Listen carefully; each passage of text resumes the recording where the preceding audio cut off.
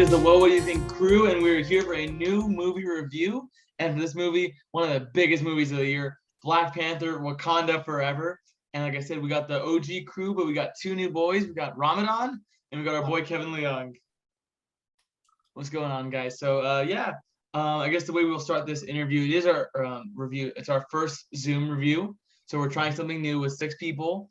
And I think the way we start this is, where did everyone watch the movie and what were your out of theater reactions? Let's go to you, Alvan. So Kevin and I watched it together with other friends.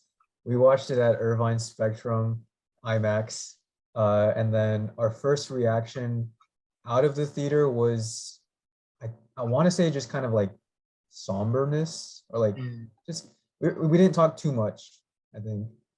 Yeah, Kevin, what about you?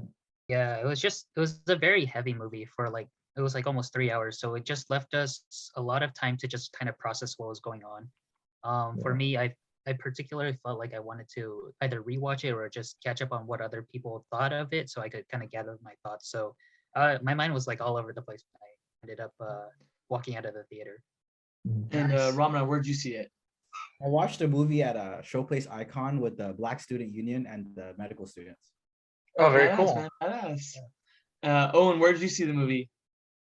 So I saw it at our favorite Point of Hills Mall. I will say, initial thoughts right after watching it was how much I love Namor, and how much I loved that, like, that whole world that they built. And I was very happy. I was very excited after it. Nice. That's badass, man. Yeah. So me and Amir, we did see it together. We did see it at Harkins, unfortunately. Yep. I'm starting to actually grow to hate the seats there.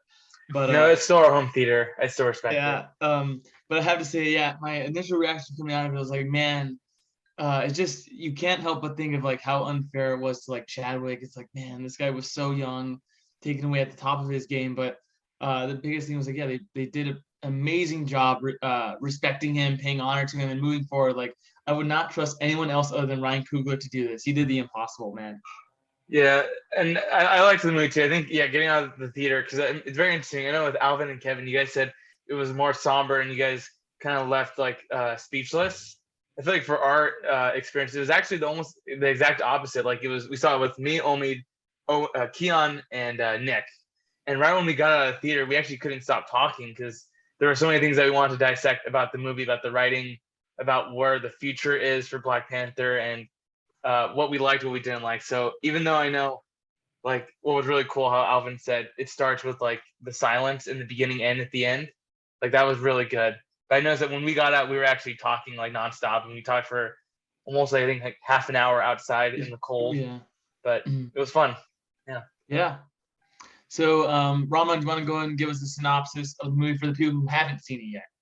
Yeah, for sure. So this movie, straight at the bat, it grabs you by the throat. It starts off with T'Challa's death. Shuri's desperately trying to save him, but she's trying to come up with some cure, but she can't do it. And she dies without seeing her brother. And then her mom just comes to her, stone-faced, not crying, and she's just looking at her daughter. And then the movie just cuts, and it's all the scenes as Chadwick Boseman as Black Panther, and there's no sound.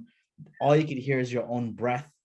No one in the theater is eating. No one in the theater is digging for their popcorn. Ours is silent. Like, no one, exactly. No one wanted to even touch their popcorn. No one could. I dare you to eat that popcorn at that point. You know what I'm saying? Yeah. So then the movie shifts to Queen Ramonda at the UN, and she's basically like, I love how, I'm not supposed to give any, like, okay. So I love how they position her. She's basically defending the nation of Wakanda against the United Poachers. Yeah, I basically poachers and future colonizers, as we were. And then so she gives like a thrilling speech of how they think now is the time to strike because they lost their protector.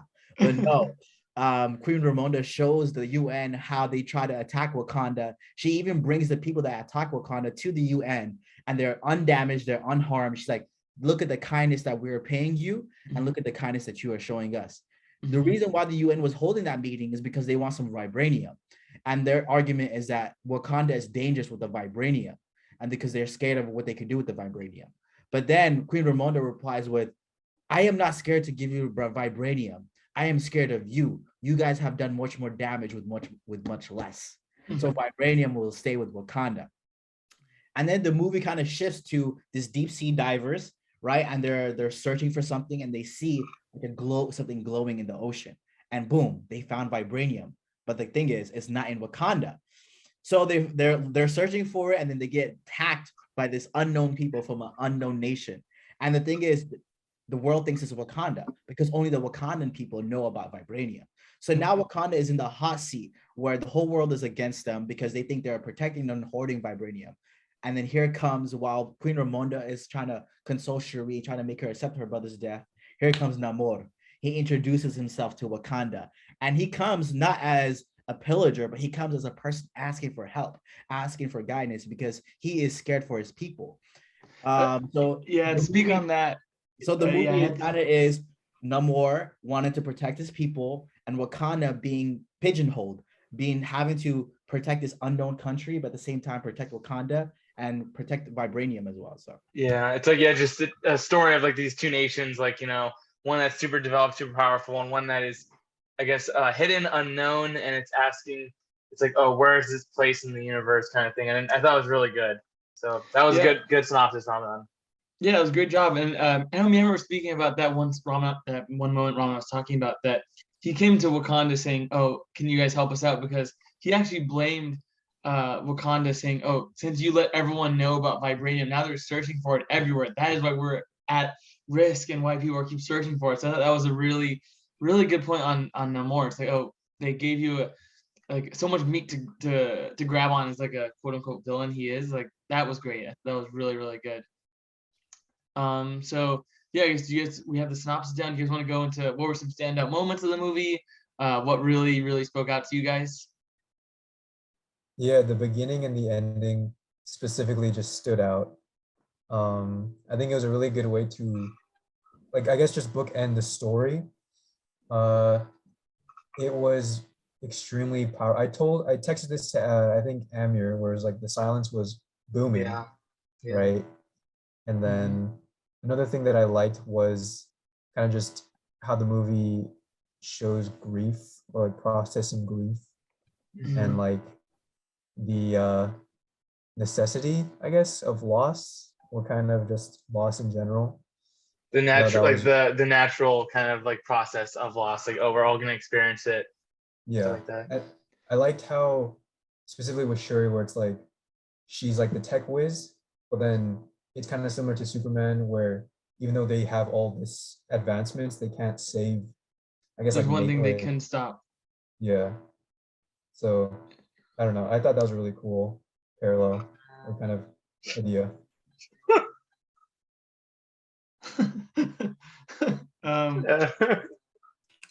Yeah, I think what was I was gonna say fuck, I don't know what I was gonna say, but I know I do have a question for you guys. How do you guys feel? Because everyone knows Stoops here, right? Everyone knows the Sorry guys, I don't know if you guys, I don't know if the listeners, if you guys can see our chat. The reason why we're laughing is just because Roman texted Alvin that his audio was off, and that just killed me. That was just funny. But I do have a question for you guys. So everyone does know Soups, right? And Soups' biggest thing he was saying was he did not like how they portrayed T'Challa's death. Were you guys okay with that? Did you guys think they should have recasted him? Who's Soups? So Soups is this very famous Twitter guy. He just a bit all on comic book stuff. So he got blown up on Twitter because his whole thing was saying, "Oh man, having Chadwick Boseman's death be played on for a fictional movie just didn't sit right with him." But the whole thing was like Ryan Coogler has known Chadwick Boseman very closely. He spoke to his family, so him doing all this came from a place obviously of respect. But yeah, I wanted to know what you guys think. Did you think So what was Soups arguing? He wanted Chadwick to be in the film? Is that what he was arguing? No, he was saying, oh, find a different way to kill the character. But I don't think it's like that's such a non-issue. Like I think he just did that to kind of like start like a trend or kind of break Twitter. But yeah, I don't think that was a big issue. Yeah, I don't think. What other way would you have him killed? Like killed by like you want you don't like it's like you don't want Chadwick to be the plot device. I think that's like driving the story. Because me and I'm curious to Owen's thoughts. Oh yeah. Owen, what were your thoughts, man? Well, speaking on that guy, I think there's more so like not drama, but like people didn't care about his review because the second he doesn't like a movie, you can expect is not a cameo. So like when people said that, well, when he said that he didn't like Black Panther, then everyone knew Doctor Doom wasn't in it. So that's like the big thing where like he only likes the big name brands. Aside from that, I will say I really, really like this movie, and like this I didn't go in very excited. Like I even told the twins, I was like, tell me spoilers so I can get excited because I didn't care for it and I wasn't excited. Because I haven't been excited for many Marvel movies at this point anyways. But after coming out and watching it, like I loved Namor so much. And I feel like I don't know, maybe it's just Representation matters. I was rooting for him the entire movie.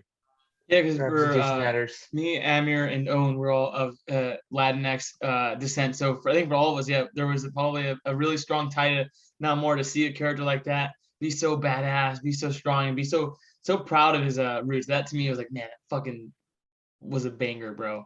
Kevin, what was your favorite aspect of the movie?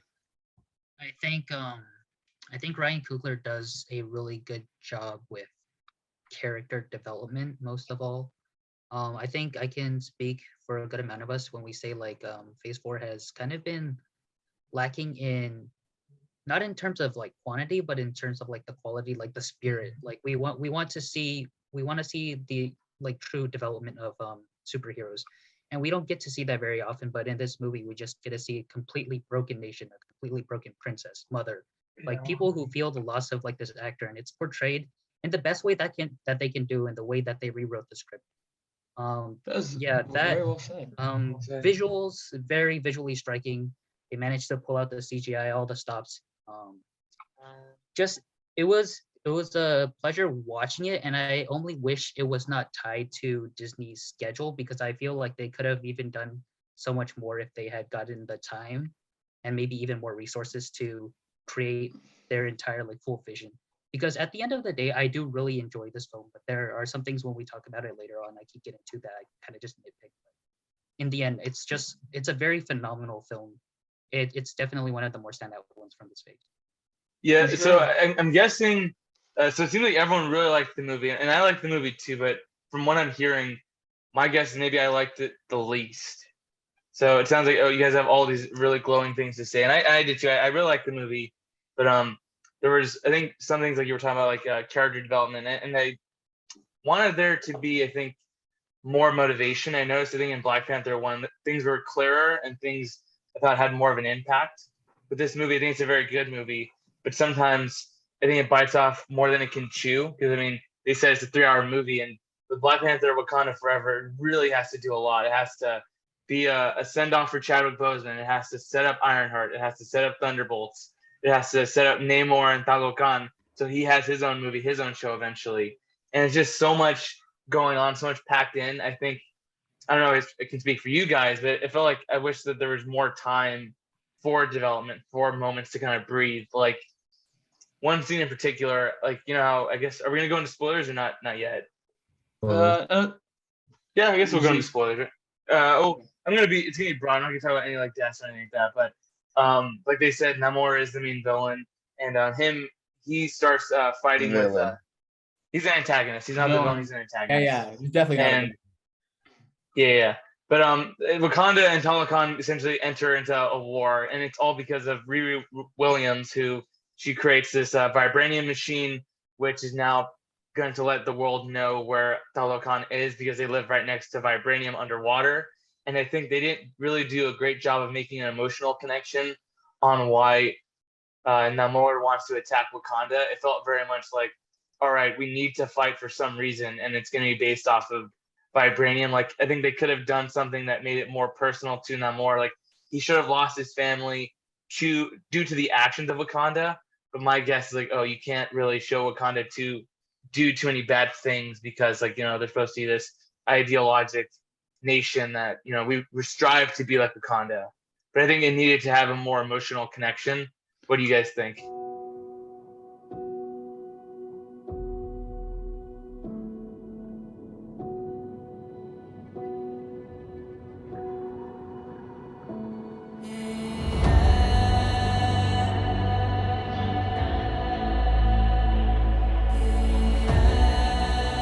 only the most broken people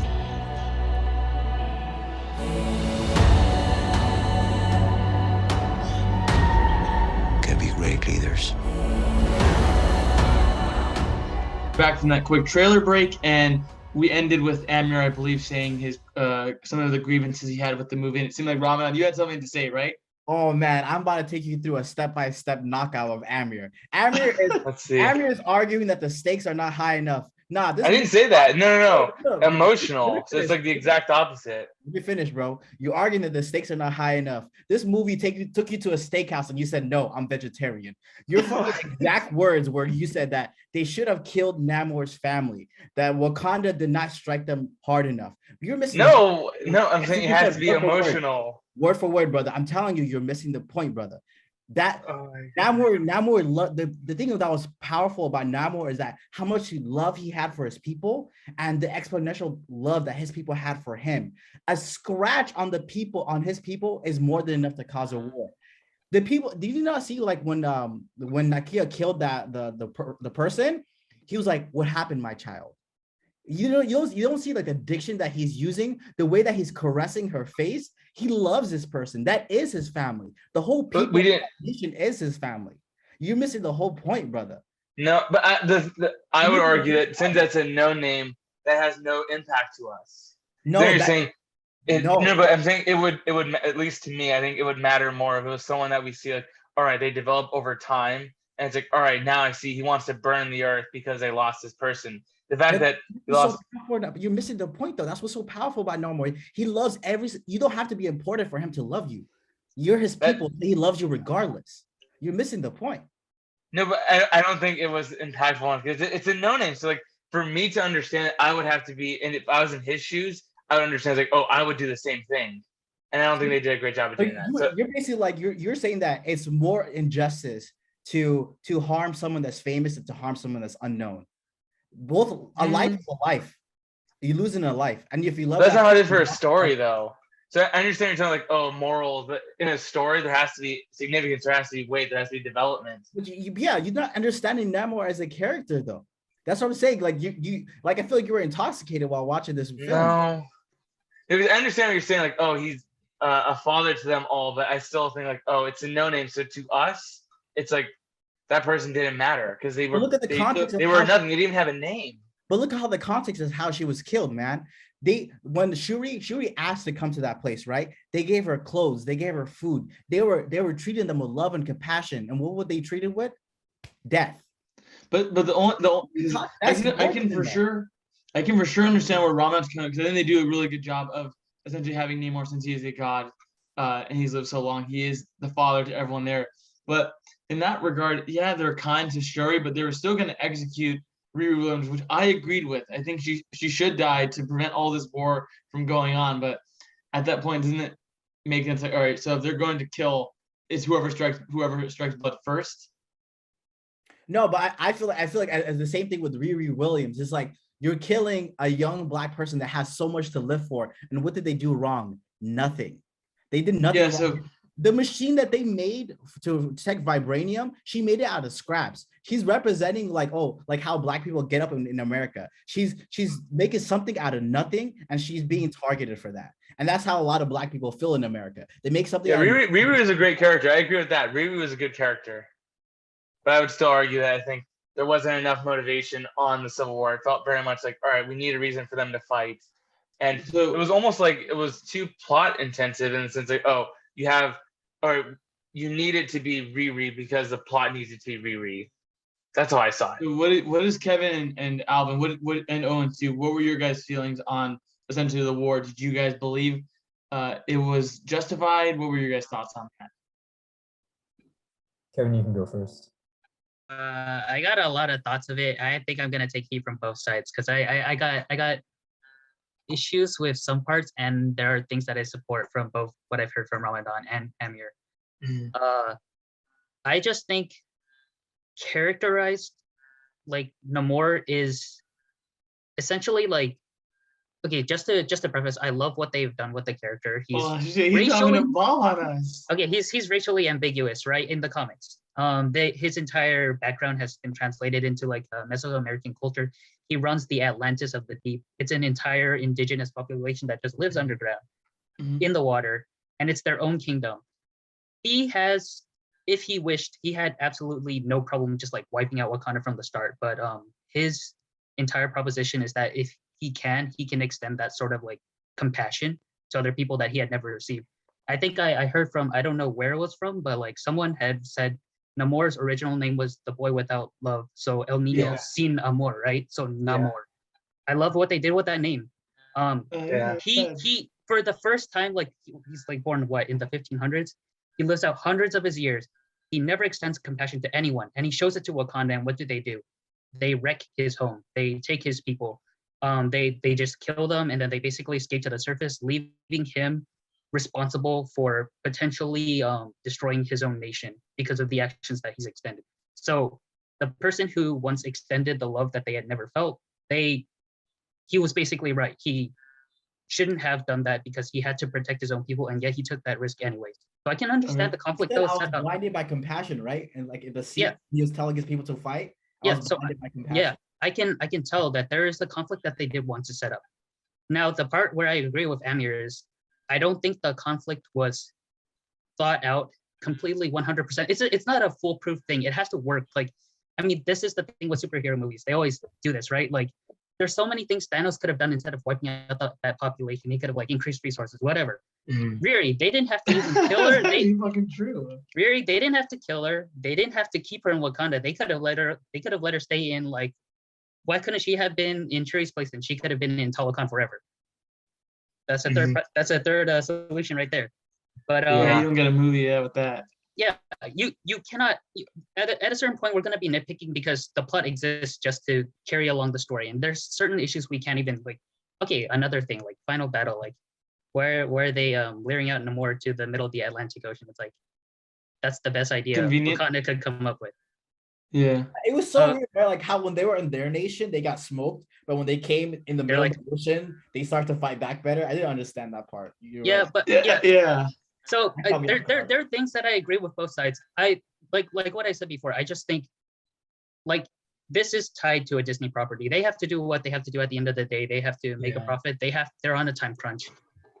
There's a lot of things they could have done if they had more time, if they had more resources, but we're left with what we have. And I'm just gonna say, at the stage of which I watched it, there were some things I liked, but it's not gonna be like the perfect movie for me because I didn't get the time to do that. I agree.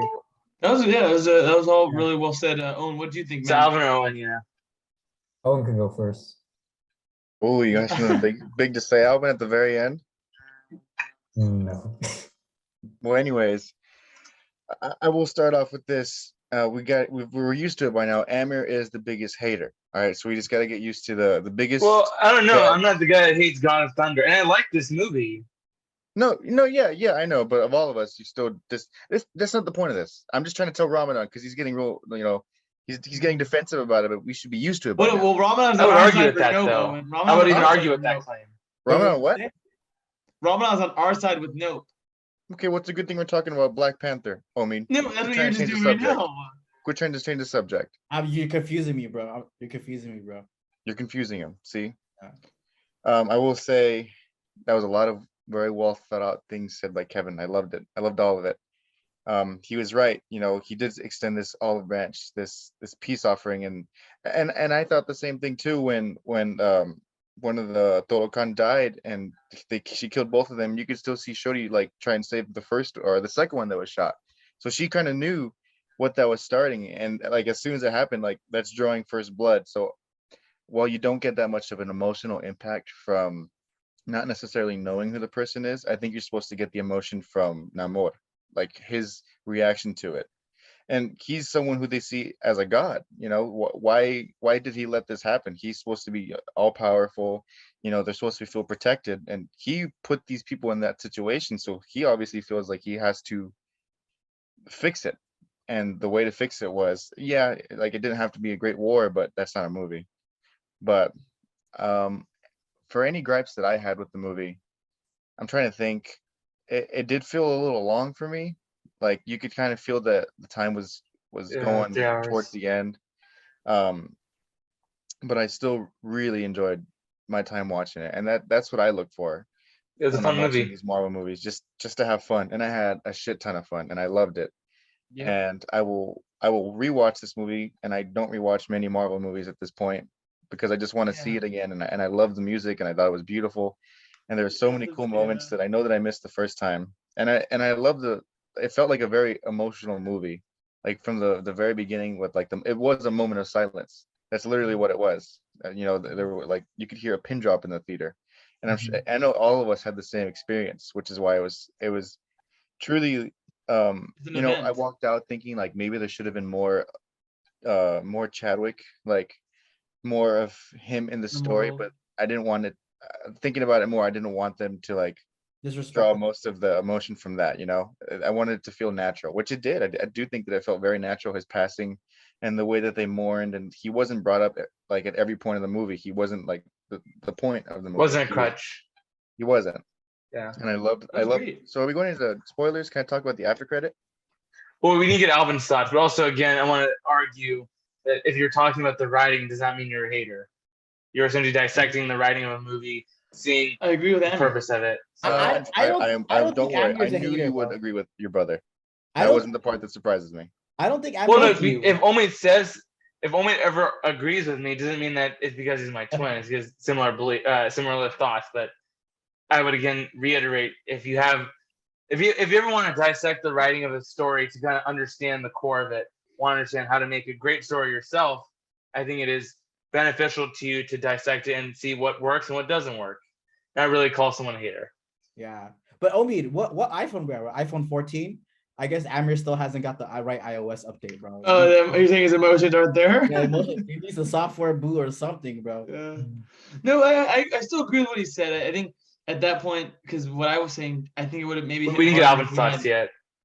Okay, because do you want to go to Alvin or Yeah, Kevin? I'll go ahead. So I'll move past the writing. I'll just talk about my thoughts on the movie. I don't know if you guys felt it, but you really felt the absence of Chadwick.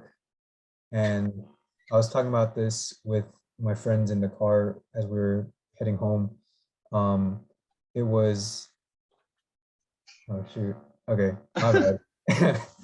But Go ahead.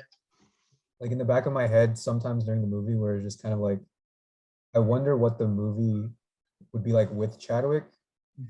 I don't know. It just kind of, that was always in the back of my head, where it's like, I think you can't really think about it like that though, because it's just not the reality that we live in. Yep. But yeah, his absence was huge.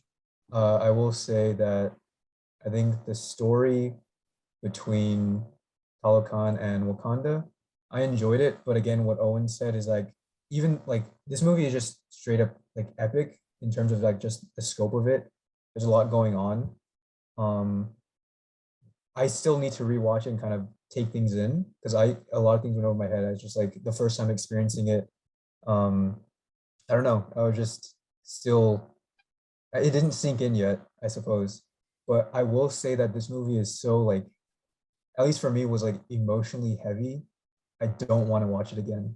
I don't want to watch it again in theaters. I'll wait until Disney Plus because it's just like I'm not ready to So, be in that. yeah, That's to speak on that, because I do want to see it again in theaters, because like the more I sit with this, the more I spoke with Ramen and even hear what you guys are saying too. I'm like, man, this movie is just so deep, and there's a lot hidden within the writing and the actions within these characters. Like, man, that's why I said, like, yeah, Ryan Coogler, I don't think anyone could have done what he did. He did a great job, and just yeah, like, and even like the end credit scene, like you just really feel. This movie just really makes you feel a lot of things, good things and bad things. Because I think if we were gonna go into some of the dislikes, I know for me, I was telling Amir, I thought the weakest part of this movie for me was Act 3. So mainly that final fight at the end of the movie. That's huh? Or so yeah, as I was mentioning, yeah, I think the weakest part was just the big final battle, because that's when I really felt the length of the movie. Like Ramadan said, like, oh, the fact that they're in the water, and now apparently Wakanda has the upper hand.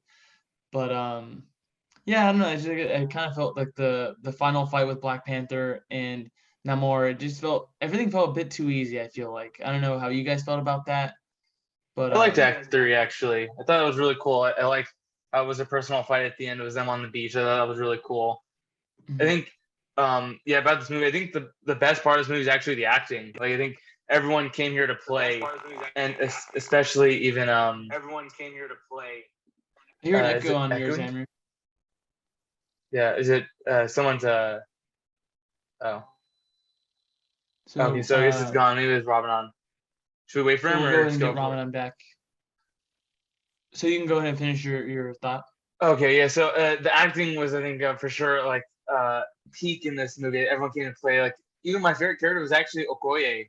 I thought she had a really good subplot with her losing Shuri and essentially like her feeling all this tremendous guilt and seeing like, all right, that was what I latched onto the most. Like you see, like how painful this is for her, and she gets relieved of her duty from the queen, and it's like, damn, she put so much on the line. She's like this great general, and I just felt that like so hard. So I think the acting was really good, but yeah, it was really good. But I liked the third act. I thought it was good because it finally let Shuri kind of take take the mantle and really develop as a character, because it before it was, I think, really developing the queen, but once I guess we're gonna go into spoilers, right?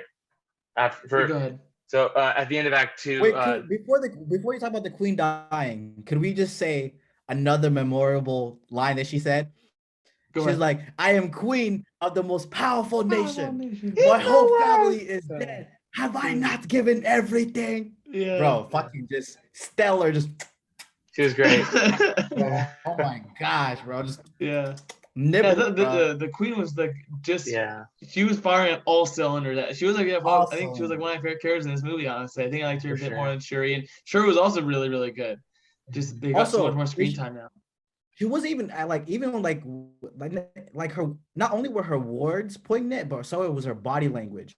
Do you remember when Riri was asking, "Can I call my mom?" and how like soft her face got? She realized she's just a little girl.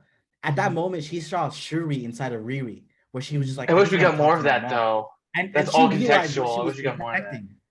Wish And we she actually had a realized scene. I love that scene though, but like her face got soft and she realized what she was protecting. You know what I'm saying? Like the Yeah, I whole, wish remember the we whole had a conflict? scene of it though. But I'm saying, like, remember the conflict, the last movie where they're saying you left the black people in America to fend for themselves. Wait, And that a was scene of what? What you wish you saw a scene of what?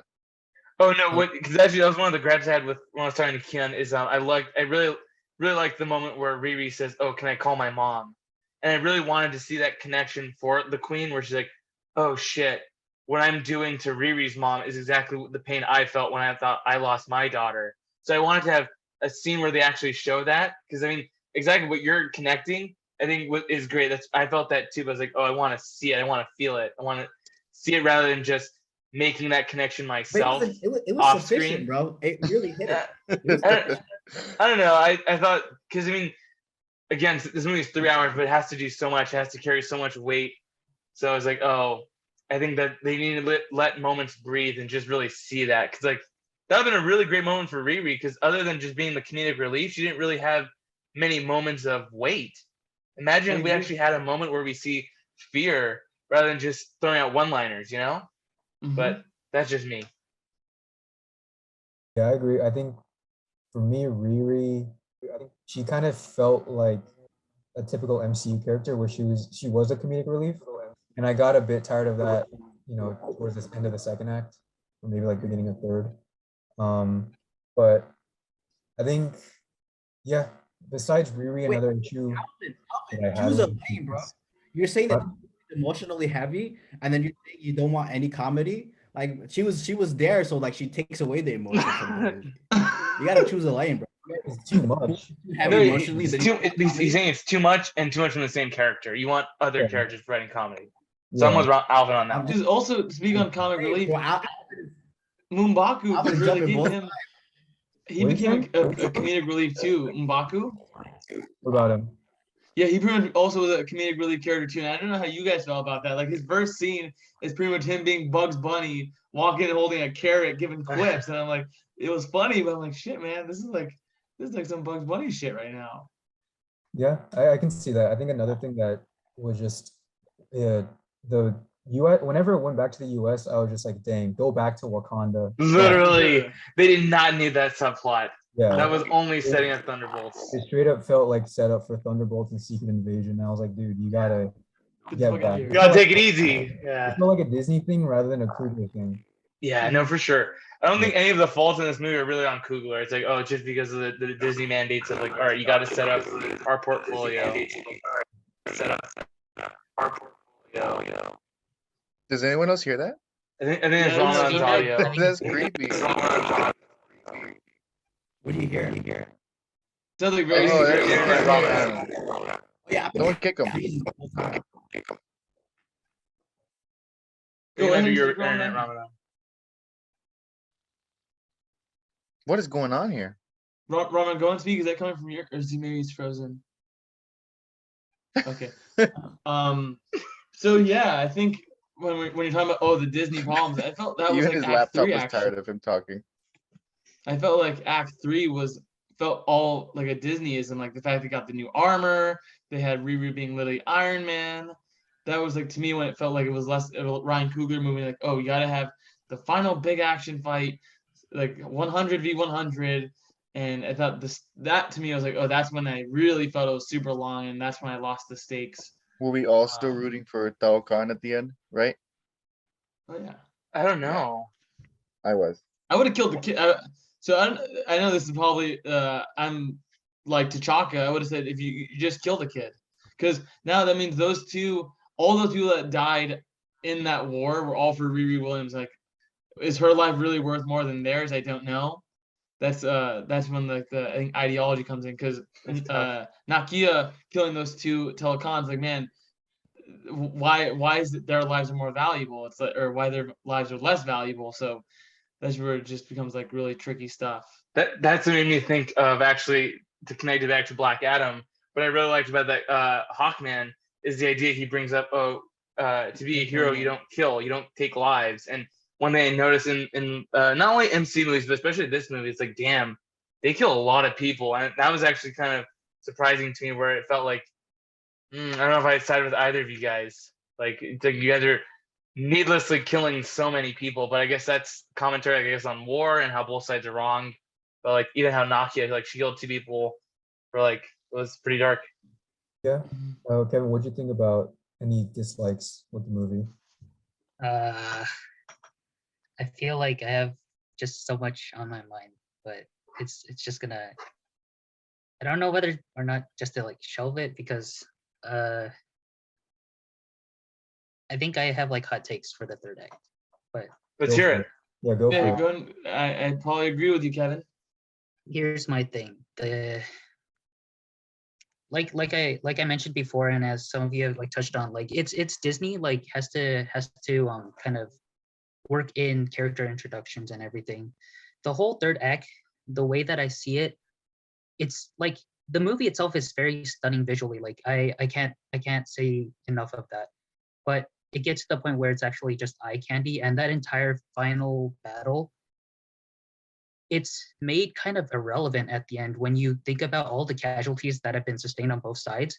And the movie ends just as it has started. Wakanda and Talokan, not necessarily friends, not necessarily enemies. They are basically Status like they quo. have gone through the entire movie, They and undo not it. many things have changed. So I just think it could have been done a little bit, like the ending could have been a little bit different, in that either one, you have to full send and you have to have them have this conflict that leaves them completely like irreparable like relations, Like neutered. until they hit like the big next thing, whether it's King Dynasty, Secret Wars, or you have them actually reconcile and actually have meaningful like relations with each other. But at the moment it's just strained. Because the line he even says was when she said, "Oh, why should we like you kneel to Wakanda and stuff like that?" And his whole thing was, "Oh, if we're friends with them now, we'll be able to invade the surface later on." So I'm like, "Oh, it really sounded like, oh, are you with them because you respect them, or is it because, oh, you know later on you're gonna use them?" So it feels like, oh, are they actually real allies, or are they just using each other? I feel like. Yeah, so the thing is,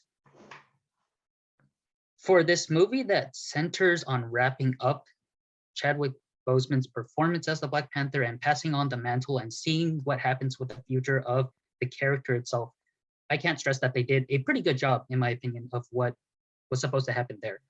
But the movie itself, the biggest issue that I had, and I feel like this is not this cannot be like overlooked, is that the consequences are not severe enough for this movie. I agree. They set up a lot of things in this movie, but it's another stepping stone. It feels like another phase. It feels like another Phase 4 movie, just like what Phase 1 felt like when we were just setting up things to an Avengers film. I want there to be a movie that's free from introducing more characters, putting down cameos, introducing more subplots than are necessary for the movie. And like I said, you can do that, but you can't do that without time, without resources, without being your own, like without focus on making the movie as best as it can be, without considering it as a whole or bunch, like as a whole component of the MCU. That's the problem with MCU. Everything has to interconnect. Everything has to set up. So I do think I agree with a lot of what you said. But yeah, Ryan Coogler, he can only do so much. He has to still answer to the big man. The big man. You got to have your toys. You got to have your costumes. You got to make. This is for sure the weakest Coogler picture, I think, of his 4. So okay, yeah, it's hard to, I think, consistently bet like 95 or 100. But I would say of the 4 pictures, this is for sure his weakest. And by no means bad though. Yeah, he still makes bangers. Exactly. It's not a bet.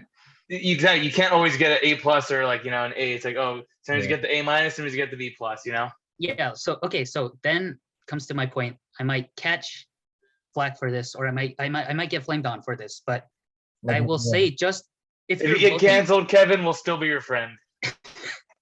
But if you're looking at Ryan Coogler's work between Black Panther and Wakanda Forever as 2 separate things, and you judge them just based on the movie itself, not the circumstances surrounding the movie, not the production issues, not like the CGI that was improved or the visuals, I think I feel like the original Black Panther had a very strong story, and that's the core of what I want to come to these movies for. Exactly. You want to be character based. I appreciate what they've done for the character so much for Wakanda Forever. I just believe, like, in terms of characters, Black Panther is definitely one of my like top superheroes. I had this discussion with Alvan like a couple weeks ago, but I don't just want to leave the theater just going, oh yeah, oh that looked amazing, or yeah, I really felt the presence of like how much this actor was respected, but I want it to stand up on its own as a project. And we know that it has the potential to be better. Like I don't think, like, you guys can correct me if I'm wrong, but like you can't just come out of the movie and just say like, oh, everything was like 100% perfect. There are things that could have been done better, but for what they could have done with it, they did pretty well. Exactly. I think you said it perfectly. There is no perfect movie. There will always be things that you like, things that you don't like, things that can be improved upon. Very well said, Kevin. Damn, that was good. Yeah, you did on fire today.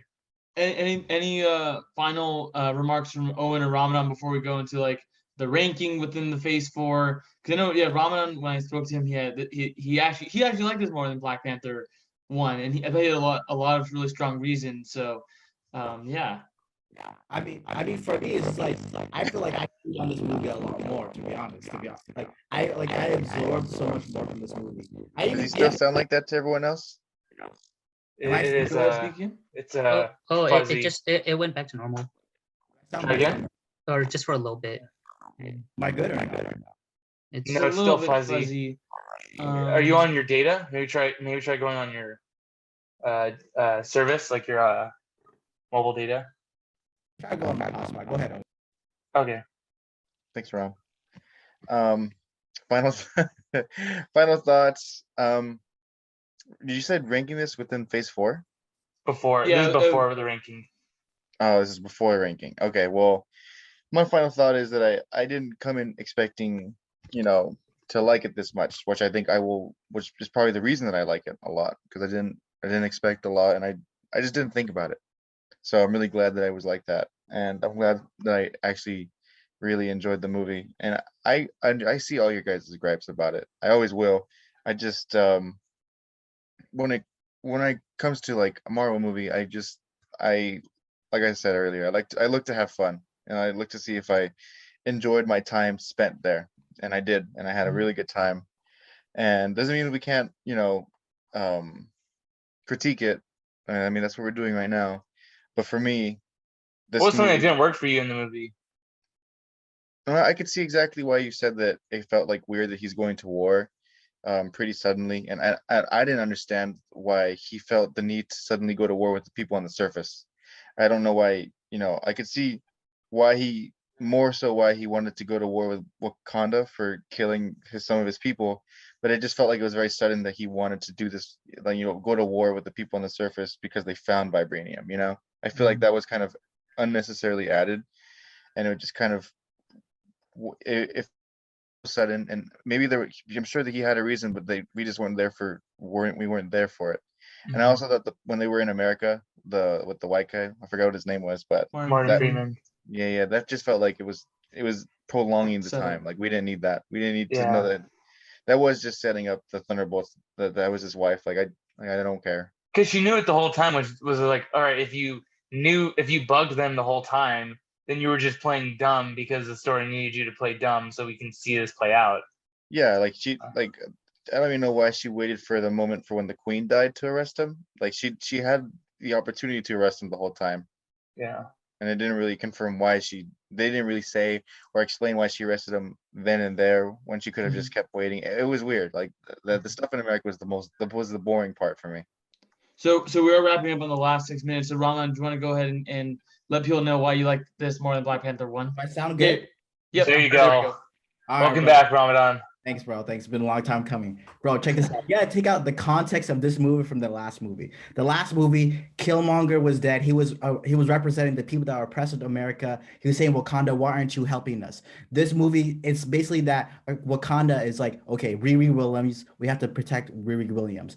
You have to think of like the symbolic reason of this. Just because you're not in Wakanda itself does not mean you're not Wakandan. You know what I'm saying? So the thing is, this whole movie, when people are talking about Wakanda forever, what does Wakanda forever mean? It means rise above. That's what the people in Wakanda, that's what the people of Wakanda is representing, okay? So the fact that Wakanda is such a powerful nation and they have not colonized all of these other countries says something about what they want to do. And Namor, I feel like Namor with killing the scientist, killing Riri, was kind of like a sub thing. His real goal is to destroy the whole surface world. But he tells Wakanda, you're so powerful, why don't you destroy them? Because Wakanda does not want to become like them. This whole movie was Wakanda rising above. This is a people that for five years ago, they were the last stand against Thanos' army. They lost a king. They lost another king. They lost their queen. This is a nation that has been trampled upon, and yet they still rise above. Yet they still fight for their beliefs. And I feel like when people say Wakanda forever, they're saying rise above forever. I love this movie, bro. I'm not saying it was a perfect movie. I'm saying it fucking grabbed me by the throat and forced me to watch. And there was times where I couldn't breathe, and the comedy allowed me to breathe. There has to be comedy at some point. You know what I'm saying? So I feel like for me, this movie, 9 out of 10. And my Ramadan rankings, I don't give anything. A lot of things don't go above a 7. So when I get something high ranking, it's a high ranking. And me, Ramadan, believes this is the best Marvel movie. Oh, wow, damn. Yeah, because I was telling Amir, because for as long as I know, Ron was a huge fan of Black Panther. So Ron, this is like your Spider-Man 2. This is your Logan, right?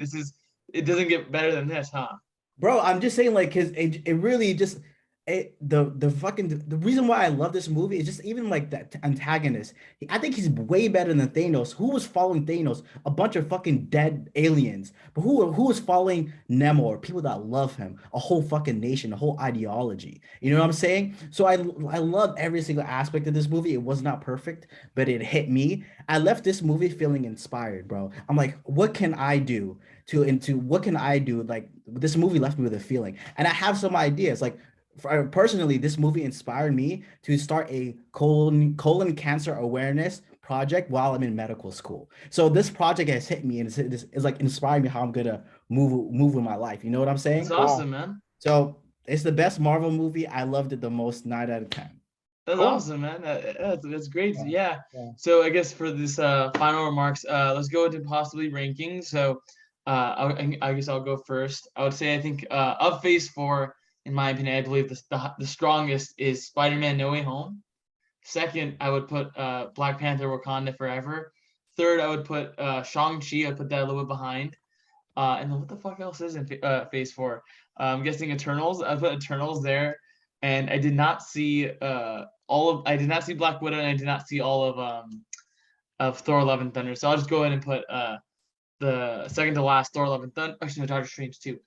Okay, before Eternals, Doctor Strange, Eternals, fucking Thor, last one Black Widow. I haven't seen Black Widow, so I can't speak on it. Are we just ranking movies? Yeah, within the Phase 2. His people did not call him general or king. They called him Kukul Khan, the feather serpent god. Killing him. We're back, guys, from our second trailer break, and we're now entering our final segment of ranking this movie in all of MCU Phase 4, and then giving our final reviews before we close it out. But I think, was it Kevin? Were you gonna give your rankings right now, or who was up next? Kevin just did it, didn't he?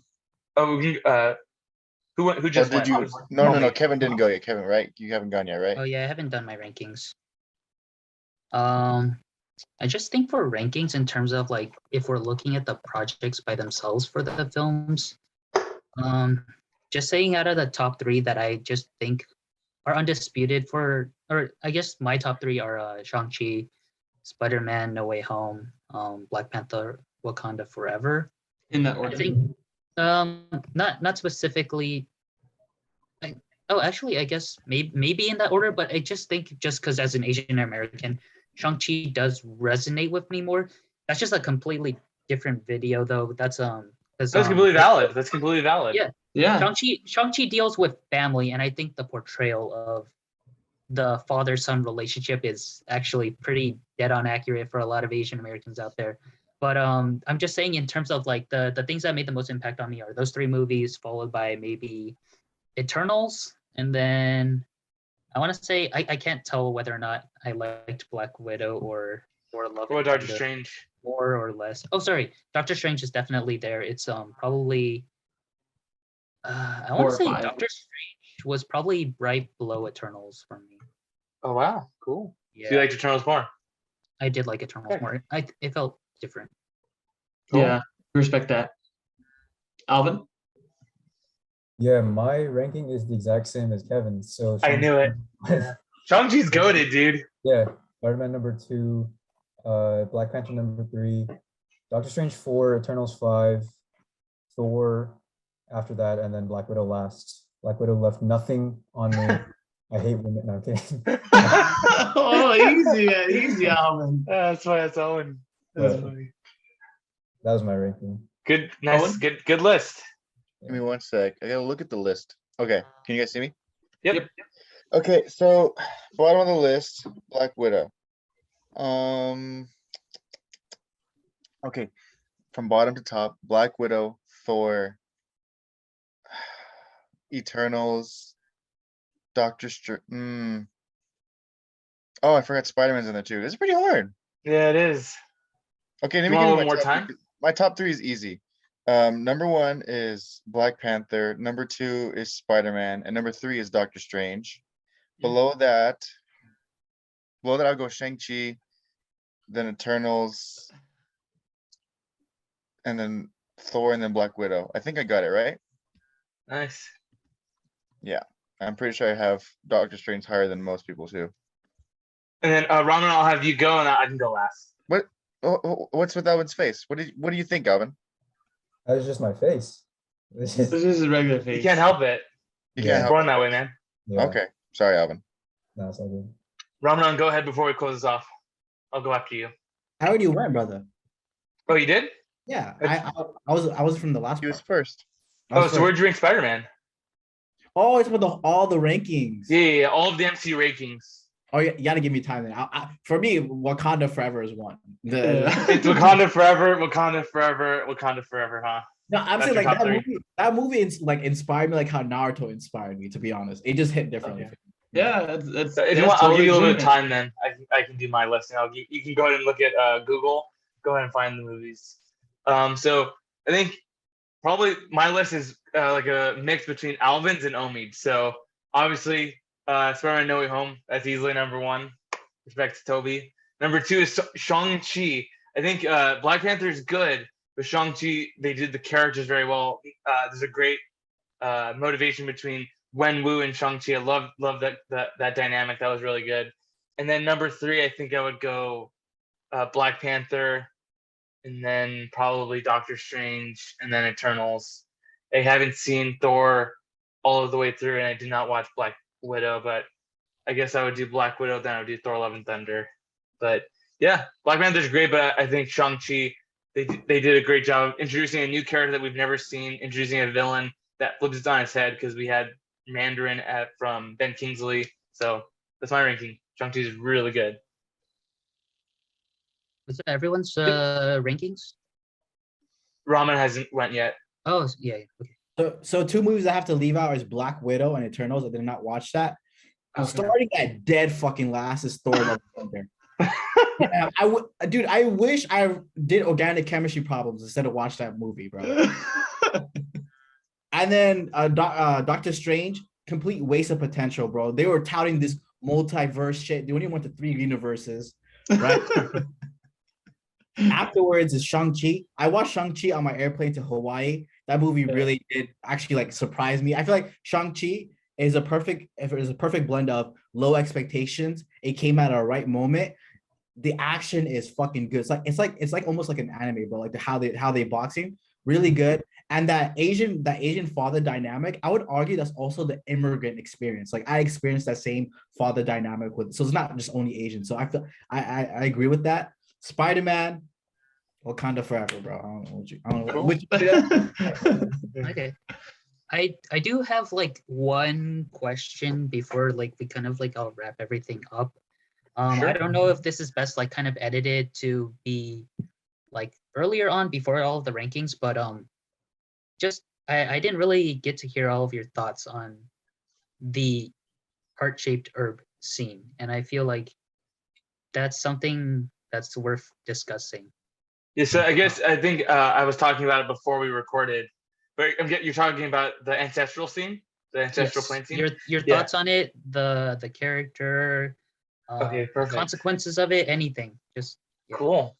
Yeah, so like they said in the movie, all of the heart-shaped herb was burned down after Killmonger took one and then burned down all of their supplies, so no one else could become the new Black Panther. And for me in this movie, that scene actually did not work, unfortunately. I think, she goes into the ancestral plane and is greeted by Eric Killmonger. You think it's going to be either her queen or her mom or even maybe the dad, because she's asking for help in her lowest points. And we get Killmonger, and I was just disappointed to see that he was the same character he was in the last movie. I would have loved to see development from him, because you're having Michael B. Jordan come back, and he could essentially serve this new purpose, essentially a new big brother figure to her. He's cousin, their family, and I would have loved to see him kind of overcome his vengeance. But he was the same static character. He was just saying, "Oh, listen to that vengeance, burn down the world, do a little cousin." I'm like, even with Michael B. Jordan's performance, it felt too exaggerated. I'm like, dude, I'm not buying this. I did not like that scene, unfortunately. Yeah, I agree with you, Amir, because I know we were talking about it earlier, because I think a big part of this movie was like essentially death is never the end. That's not the end of the journey. So you see Michael B. Jordan come back from the ancestral plane and to still hold this belief of like vengeance, anger, and violence. I thought it would have been so much cooler if she came to the ancestral plane not being able to find T'Challa. She finds Killmonger, and she finds that Killmonger has turned a new leaf, and it's like, oh, this is what Chadwick would have wanted. This is what I've learned from speaking to my ancestors here in Wakanda. And I thought that would have been a lot cooler and a lot more emotional for me, because I think, it seemed like at the end of Black Panther that Killmonger and T'Challa were kind of on the same page, other than like the idea of living in bondage. But I thought it would have been much cooler for me to see him be a big, like a role model to Shuri, like a positive role model, not something to not be. He could have even been a new character, like if they want to bring him back for the sequel, essentially being this new mentor to him or to Shuri. But yeah. Yeah, I think for me, it felt a little bit contrived just because I kind of expected it, because Michael B. Jordan's in every Coogler movie. I don't think this one would break the streak. So I kind of knew it would happen, but the way that it happened was also kind of underwhelming because it's just like, okay, like he's just there. Just sitting down on the throne. Yeah. But going back to Ramonda's ancestral scene, that kind of took me out as well because it felt kind of like a reshoot, or it was weirdly edited and the angle Green was a little bit screen. weird. And how did they even talk? It didn't even, there was no face-to-face interaction. It definitely felt like a later edition. Yeah, green screened it in. Yeah, where they kind of just had the clip and then put it in at the very end when it should have kind of been, it's like a Thanos when he snapped. Remember when he got transported, or it's like in his head? The Soul Oh, Stone. to see Gamora. Yeah, it should have, I think it should have had Shuri in where Ramonda was and then kind of have them interact before she pulls the spear out or pulls herself out of the spear. I think that would have been more effective than just having the queen, I guess, Pop up. speak to the audience rather than all of that. So yeah. Nice. Owen? I think you're Right. still muted. No, yeah. So we're talking about what second scene are we talking about where it feels like it was added later? When Ramonda The queen talks talks to her from the Shuri. dead. Yeah. Oh, for one, like we were saying earlier before the recording started, I while I do think that Killmonger scene felt a little off-putting at first, I don't know why. I wouldn't have liked it as much as you would have if they did change him and he was a mentor, because I feel like we didn't see why he would have changed. And even at the end of the first Black Panther, I feel like he didn't quite see, you know, T'Challa's thinking and outlook on the way things are. And I think that he died the same way that he was, vengeful. And I feel like him being the little devil on her shoulder was just more, it was just more weight on Shuri to do the right thing at the end. And I feel like it did, like Ramadan was saying earlier, like it pushed her to fight even stronger, and she wouldn't have won that fight without that vengeance in her heart. And that's what she needed. And it is what she needed. Yeah, it hurts my soul to agree with Owen, but I have to be honest. But I don't want you to do it either. I have two takes. One about like the actual like the vengeful nature about Killmonger. I feel like you're telling someone that has been downtrodden his whole life, has been oppressed his whole life, to forgive. Like he has lived his whole life with his vengeance, and even if he did have that realization within that last moment with T'Challa, you still have that 30 plus years of vengeance that's not easy to erase. Even if you wanted to erase it, you can't. So it's always going to be part of him. It's always going to be part of his DNA. At the same time, what I think should have been done with the ancestral plane is that I think Shuri should have been by herself. I think that she should have started everything all over, because she is kind of like the bridge of Wakanda, starting anew, starting fresh. The new leader is not even part of the royal family. It's M'Baku. You know what I'm saying? And Shuri has always been this person that's against tradition, against culture. Who else was better to restart the whole ancestral plane? You know what I'm saying? So I feel like she should have been the one that, like, when she went there, she's alone and she has to. So she's the first ancestor in this new plane? Yeah, because she created the whole thing. This is So means you lose all of her ancestors, though. She already You lost lose hundreds of years of ancestors. I know, and she lost them. It's sad, but you have to bring a new. It's like a phoenix, bro. In order to rise again, you have to burn the old. That's a fair point. Yeah, turning new Black Very Panther, deep. new ancestral Very fair. plane. Interesting. So do you guys want to, how are we going to wrap this up? Do you guys want to, what do you guys think is the future for Black Panther? Actually, Did we I still, We gave his thoughts. Sorry. yeah. So, I guess I had like a lot of thoughts on the heart-shaped herb scene. Or when she first showed, and like we didn't know exactly who would show up in the throne. I kept thinking to myself like, oh, it's either gonna be like Queen Ramonda or it's gonna be Chadwick Boseman as T'Challa. But I was like, no way they would do this, because they just decided they would not they would not CGI him, and they wouldn't add any try to do any like Carrie Fisher-esque like scenes for this movie. So I was I was confused when I saw Killmonger at first. And this is after like a night or so on thinking about it, but I do think like agreeing with Owen and Ramadan partially, I think it was the right call to bring in Killmonger, and here's why. For what I think is everyone's everyone's perception of the ancestral plane is different, right? In Black Panther, the first one, you see T'Challa's rendition where he sees all of his ancestors, like the lineage that has been passed to him, the responsibility. For Killmonger, you see the child who, like okay, so another thing with Killmonger and also Shuri and Namor, they're all children who have been robbed of love in some way or another. They either lose it immediately, they lose it eventually, or they just never had it at all. All of their portrayals in the ancestral plane are very accurate to the depictions of like what their characters are. For Killmongers, it was especially poignant for him to be a direct Wakandan royalty and to just look around and see no one there, no one to support him, only his father to speak to him because that is all he has known about his world. For Shuri, I really do think she was meant to find Killmonger because I think anyone who went into this movie originally, they would always try to compare the mantle of whoever currently holds the Black Panther mantle versus T'Challa's or Chadwick Boseman's performance as T'Challa, right? It's going to draw a bunch of controversy anyway. So what did they do with this movie? They made an utterly irredeemable character in the form of Shuri, how she was twisted by vengeance and how she had to keep going on this destructive path that led to her clash with Namor. And it's at that point where she needs guidance that she faces Killmonger and she gets pulled in his direction even more.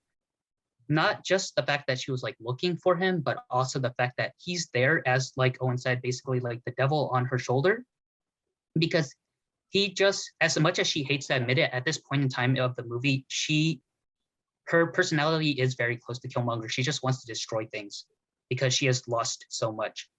And Killmonger is there just to be who he is, be his consistent character as he was in the first movie, because he drives her to not be like him. And when they do finally have this conversation and Shuri doesn't want to be like Killmonger anymore, that's when you have her fighting with Namor, and then she has to, in the end, decide what she's going to do with his life. And she has Killmonger weighing on her. She has that flashback from her mom because she's also in that semi-death state when she just gets stabbed, which is why she's able to hear her mom, which is also a callback to the first Black Panther where she's like, show him who you are, just like how she did during T'Challa's duel. But these all of these like factors pull at her and allow her to finally become her own character. I think without Killmonger being there to draw out the worst in Shuri, we would have gotten a more noble Shuri, but it wouldn't have been good because it would have drawn comparisons between her performance and Chadwick Boseman's. And the whole point of this film is there is no one who can replace him. You have to have a flawed Black Panther in this movie because you need to show that not everyone could have done what Chadwick Boseman did. And them pulling in Killmonger was just, in my opinion, like a really, really good decision. So that's just what I think about it. I probably was looking up, but yeah. Well, I think it was well said. Well said. Yeah. Yeah. Cool. So I guess we'll finish off with our final scores then. Wrap up this review. So Okay. I think all of us like this movie. It's a very good movie. If you haven't seen it, go and watch it. It's for sure one of the best Marvel movies that we've had in a while. And for me, I would give it an 8. I would give it a B. I think it's 3 hours. It does feel its length. There is a lot of setup. It is not as concise as the first movie. It's not as concise as a lot of the other Marvel movies that we've seen that essentially are, one-offs. Like this is a Black Panther movie. This is a Shuri solo movie, and I think there were issues with it, but it's fun. I recommend it if you like Namor. He has done really well, and I would actually love to see this iteration of the character become like the new mainstream version, because I don't know if you guys have read the comics for Namor, but he's like really a piece of shit.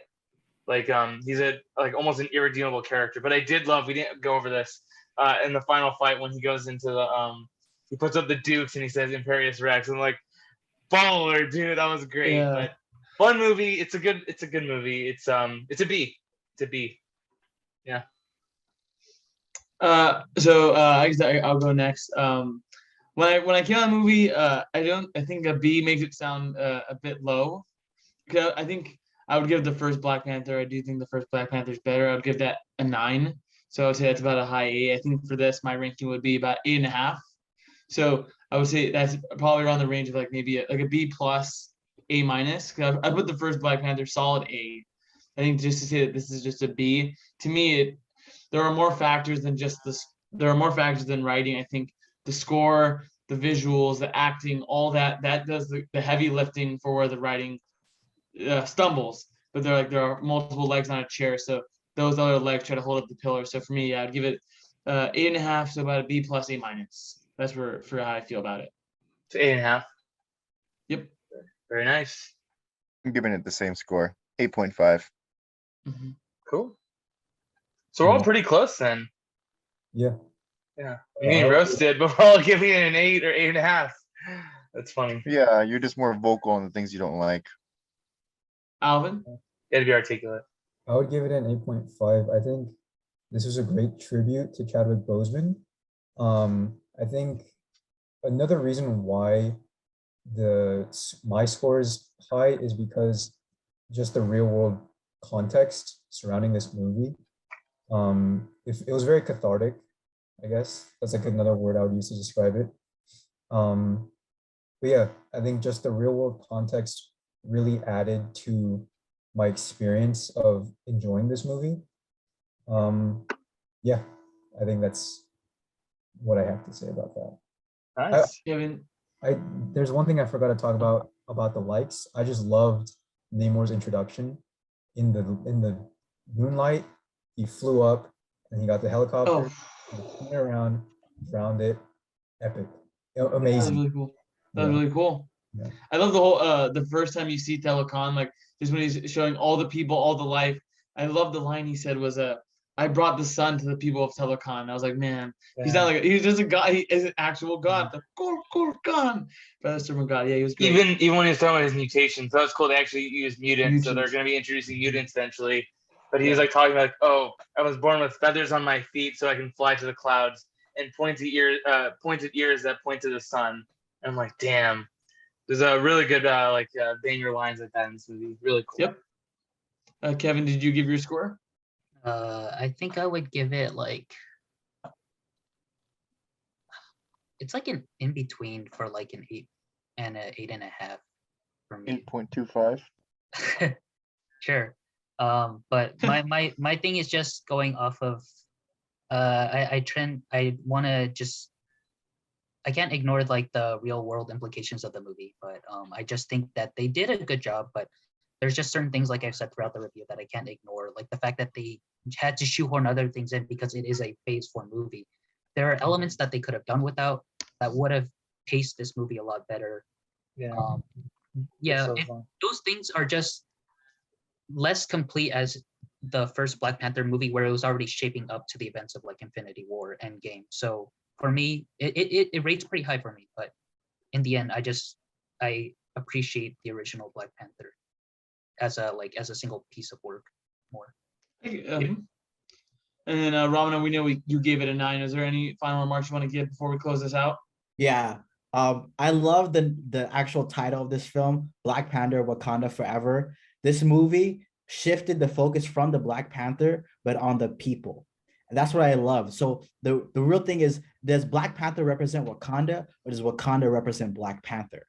He is the amalgamation of the people's beliefs, their values, their struggles, and their achievements. So it's about the people. We get to highlight the people make the Black Panther. And I love the fact that it sends off the audience with, like how you said, it's a cathartic experience. It sends us off with, we are part of this. We are part of this whole experience where we actually experience real life loss as the same thing as the characters.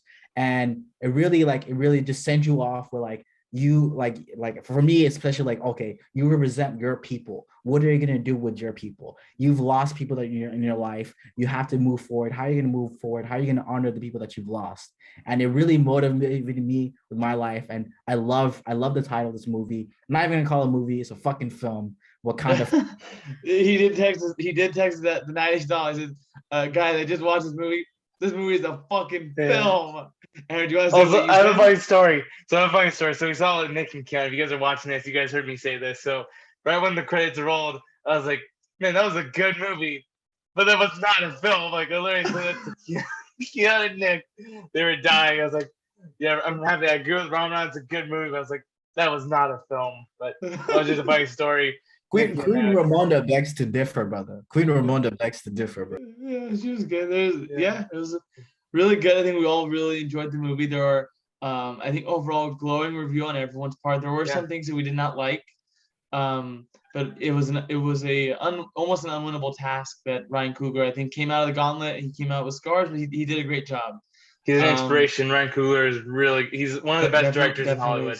Yeah. Oh my God. Just before we also do leave off, like he had the job of finishing his script, handing it over to Chadwick Boseman, not knowing that Chadwick Boseman would unfortunately face like his untimely like death. But he had to rewrite everything and still make it a film that stood up with mostly like positive acclaim. So I think big props to him. Yeah, for sure. Ryan Coogler is definitely a big inspiration. So if you ever see this Ryan Coogler, we love your work. We love your work. Give him Secret Wars, please. Yeah. Is there no director for that yet?